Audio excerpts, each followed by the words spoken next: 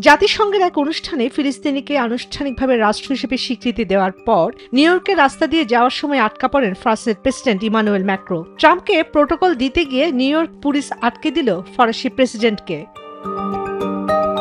এক পর্যায়ে গাড়ি থেকে নেমে পুলিশ কর্মকর্তাদের অনুরোধ করলেন তাকে রাস্তা পার হতে দেওয়ার জন্য। প্রেসিডেন্ট ডোনাল্ড ট্রাম্পের গাড়িবহর আসছে, তাই রাস্তা বন্ধ জানালেন পুলিশ কর্মকর্তারা। কিন্তু কাজ হলো না। এরপর এক পর্যায়ে সরাসরি মার্কিন প্রেসিডেন্ট ট্রাম্পকে ফোন করে জানালেন নিজের দুরবস্থার কথা। এরপর নিউ ইয়র্কের রাস্তায় আধা ঘন্টা হেঁটে যান তিনি, কয়েকজনের সাথে সেলফিও তোলেন।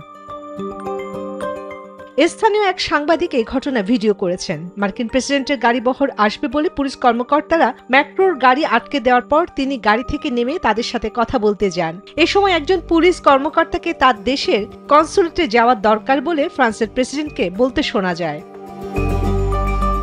একই দিন 22 সেপ্টেম্বর জাতিসংঘের অধিবেশনে যোগ দিতে ডোনাল্ড ট্রাম্প আর মেলানিয়া ট্রাম্প চলন্ত সিঁড়িতে উঠতে গিয়ে তা আটকে যায়। পরে তারা পায়ে হেঁটে অধিবেশনে যোগ দেন। মহাসচিব গুতেরেসের সামনে জাতিসংঘে দাঁড়িয়ে এই দুরবস্থার তুলাধুনা করেন ট্রাম্প।